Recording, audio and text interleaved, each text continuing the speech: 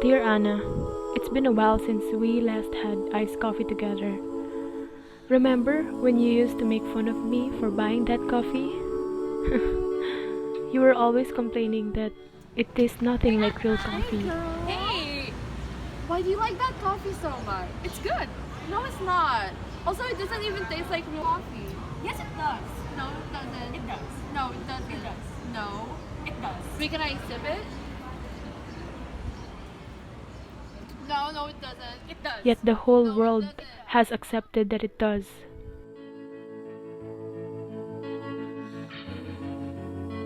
How have you been?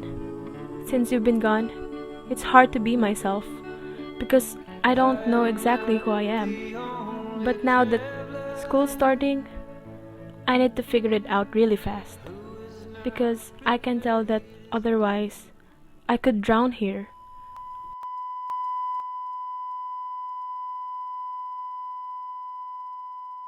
I wish you could tell me what to do. I wish you didn't have to go. AJ.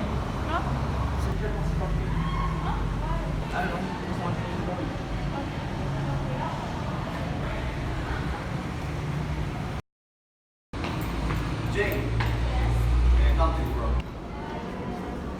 Jane, I noticed you didn't submit your first assignment. I'm sorry. Okay, I'll give you an extension this time, but I'd like you to give it to me by next week, okay? Thank you. If you ever need someone to talk to, I'm always here, okay? My parents are slowly coming to terms with each other. Seems like it was just yesterday when you'd come over to my house just to tell me that everything's going to be okay. You never wanted anyone to be sad, so you kept singing. You'd sing yourself to sleep when your parents were fighting. And when they weren't fighting, you'd sing to make them laugh. You use your voice like glue to keep your family together. And then, to keep yourself from coming undone. I wonder what you've been up to lately. Are things going well for you? You were always the strong one. You never let the circumstances in life bring you down. When I was telling you how my day went, you seemed really distant. Nothing's wrong with me. It was just a bad day, you say. At least that's what you want people to believe. Looking back, you never really opened yourself up to me.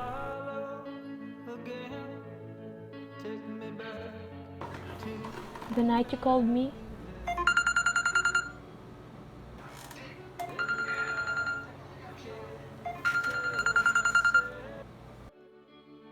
I knew that something was off. You were telling me how life was so cruel to you and that you couldn't take it any longer.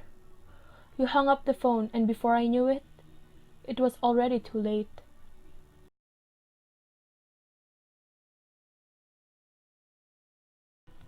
When I heard about the news, I sat frozen.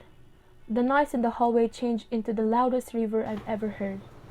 I thought maybe I could close my eyes and all of the voices could carry me away.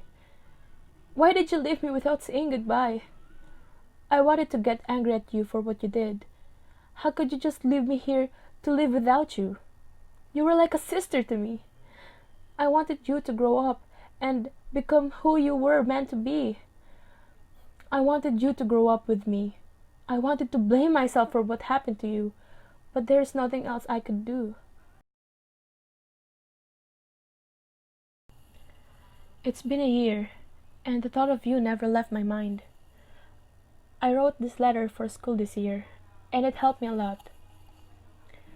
When I finally gave them to my teacher, he told me how he was proud of me for handing them in. I thank him for reading them. I realize this now.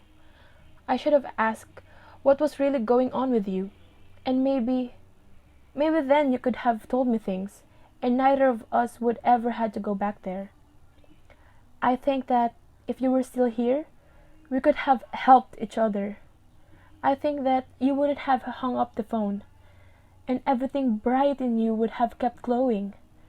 I can't bring you back now, but I forgive myself, and I forgive you.